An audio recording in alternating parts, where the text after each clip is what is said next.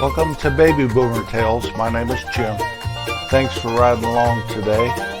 When I was a boy, my mother made dinner every night. We had things like fried chicken on Sunday night, meatloaf, steaks, or what my dad called steaks, minute steaks. We seemed to have liver every week, liver and onions. And we had fish sticks or some form of fish, but us kids would eat fish sticks and not nice fresh caught rainbow trout or anything.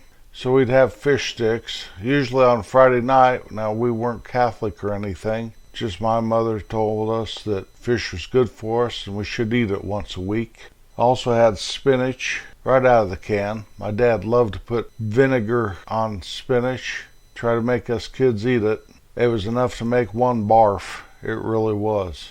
I still don't like canned vegetables to this day.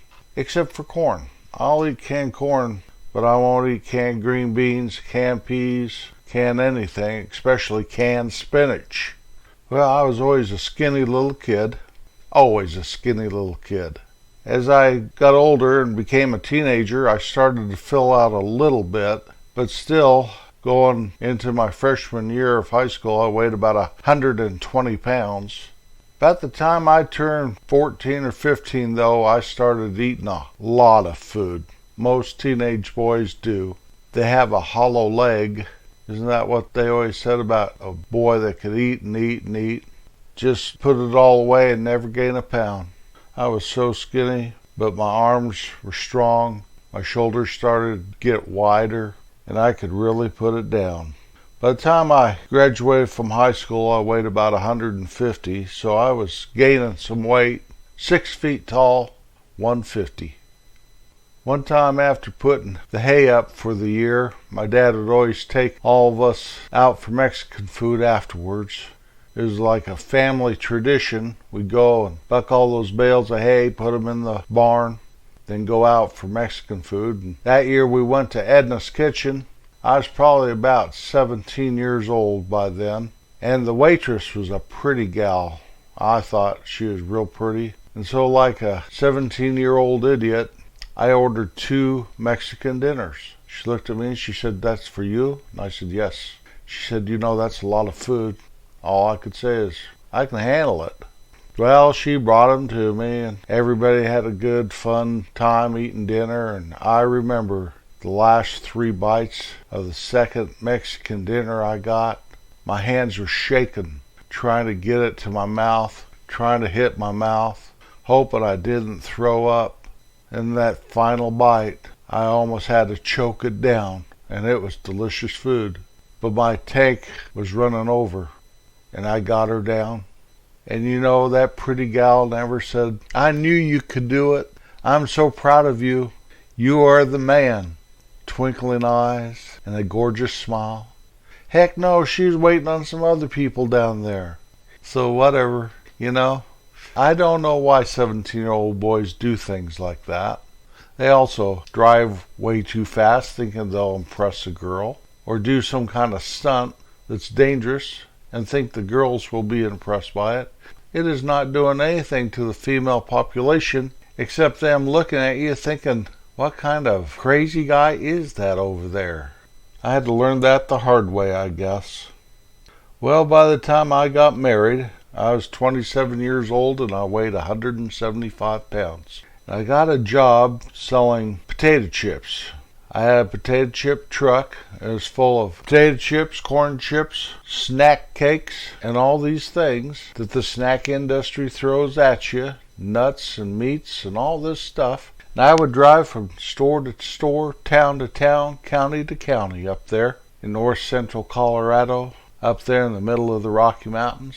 And in between stops, I'd be eating a Little Susie or a Ding-a-ling or some barbecue potato chips or some kind of a beef stick.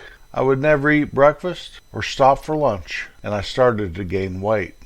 I remember one day my dad walked up to me and says, "Are you getting fat?" Now, right here, I want to make a little notation. As I talk about my weight today, I'm only making fun of myself. I love to poke fun at myself, so don't take any of this on. Don't think I'm sending a signal out to anybody else. This is entirely pointed at me. So please don't take this personally. I don't know your story, and even if I do, I'm not thinking about you at all right now. I'm thinking about how I can tell this little tale in a way that's true and humorous. So let's keep going here. Well, I got out of the potato chip business, and I was really into white-collar work by then. And this is during the time I was managing at Western Wear Store and later owning our department store, and I maintained my weight pretty well. I was right about 190, holding on real well. And then the economic bottom fell out of that area, and we closed our store, and I opened a boutique store up at the ski area about 20 miles away.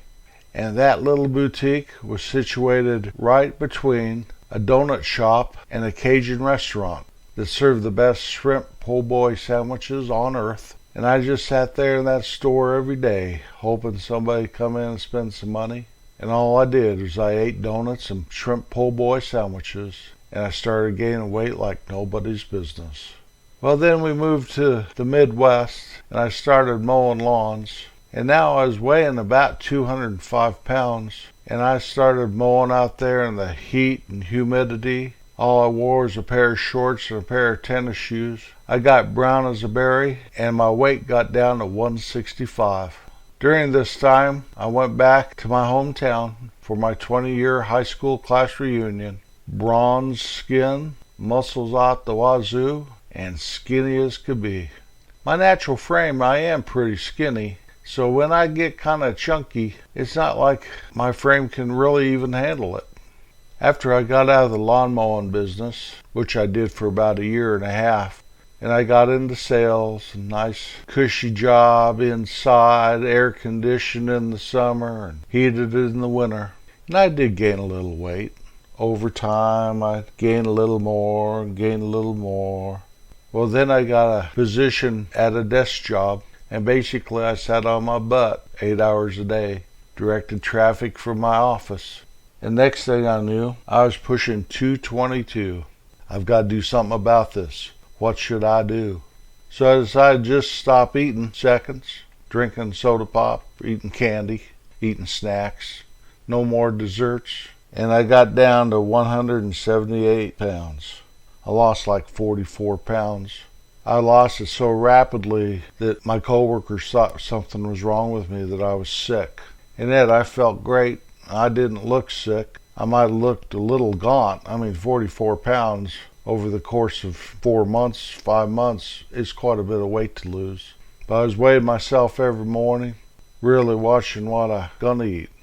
Well, then I let up on that a little, and the weight started creeping back. I couldn't understand it. I used to eat all I could, and I never gained a pound. Now, if I don't exercise regular, that weight wants to come back on me. And I do exercise, or I did. I would play golf, tennis, basketball, keep pretty active, softball. As I got older, though, more of that stuff went away. Well, I was back up to about 210, and my daughter announced that she was getting married. And we had to prepare our place because the wedding was going to be at our home. And through the winter there, right up to June 3rd, instead of eating, I'd be finishing the basement. Or I'd be maintaining the grounds outside, getting ready for the wedding. And by the time I gave my daughter away to her wonderful future husband, I weighed 180. So I lost a bunch of weight again. Looking at pictures of that wedding, I was pretty thin. My wife always told me that I had a great body, that my shoulders being so wide, and I am pretty muscular. And then I tapered down, said I never had a butt, had a flat stomach and all that stuff. Well, I went through this one more time where I started to push about 220 and got her down to about 195. So when I say I've lost hundreds of pounds, I'm not even kidding, because I have lost a lot of weight on purpose several times in my life. My problem is I really like food, and my wife is a fantastic cook. And so it really can come on me, and as I grow older and my metabolism slows down, it wants to creep up on me, especially in the winter. But in the summertime, I get out there on my tractor and the mower and with my chainsaw and weed eater, and I'm doing this and I'm doing that, and I'm out there sweating and humping it pretty hard. And I always seem to kind of lose it in the summer. You know how it is when a man, I don't care if you're Jack LaLanne, as you get older, you have a little belly. Well, in the summertime, it is a little belly. But in the wintertime, it seems to be a bigger belly every winter. Then a couple years ago, year and a half ago, I guess, we had the big lockdown of 2020. And the only place I would ever go is the grocery store. It's my big day out for the week. I look forward to going to the grocery store. I'd have lists, and even though I had to wear a mask, I enjoyed it very much. A couple months ago, we had a friend that their daughter had passed away. So getting ready to go to the memorial service, I was just going to wear a pair of Dockers and a nice shirt, pretty casual dress, but not jeans, and definitely not my sweats that I always hang out in. And I couldn't get the pants buttoned. Now, I hadn't tried on a pair of pants except for a pair of stretch blue jeans. Have y'all tried that yet? They look just like blue jeans, only they have a little stretch in them. They're the greatest invention since sliced bread. They have to be. Anyway, that's the only pant I had ever worn for over a year. That and my sweatpants or gym shorts, something with a lot of elastic in it. I couldn't get those pants buttoned. So okay, I told my wife, hey, I'll just wear a suit. My suits always seem to fit me just a little loose. In fact, I had a tailor take one up one time. I had lost so much weight and I had to do something where I had to wear a suit. So I went to put the suits on. I couldn't get the pants buttoned. What am I going to do? I went downstairs to where I keep those extra clothes that don't fit me, either too big or too little. Nothing would fit. I could not even get close to buttoning any of the pants. This is an emergency. What am I going to do? Well, we came up with a scheme, like a rubber band type thing around the buttons and leave the shirt out. Now, my shirts these days, if we're going to go somewhere, I'll put on a nice t-shirt because I've always been a t-shirt and jeans kind of guy. And my wife starts pulling it. She starts pulling it from the bottom, stretching it out, saying, you don't want to wear a shirt so tight it's showing your man boobs. Now, what? Give me a break. I'm a hunk. No, you're a chunk. And she pulls and I almost fall over. I said, hold on, let me get another shirt. You're not going to wear that shirt, are you? So anymore, I just put on a shirt and I ask her in my nice little voice, does this shirt make me look fat? Well, I refuse to buy bigger pants, but I may have to. I literally have 2 pair of jeans that fit me. No slacks, no dress pants, nothing fits me. I've been out a couple months now working outside, and I'm still not fitting in my britches. I almost refuse to get a larger pair of pants. If I get one more size larger, I'll be wearing what my dad wore. Now, he never looked fat to me, and I was shocked when he passed away and we were putting his clothes over for a charity, seeing the size that they were in the waist. And I told myself I'm never going to wear that size. And here I am contemplating it. I don't want to go one more size bigger. There's no reason. I'm just a skinny guy in a fat guy's body.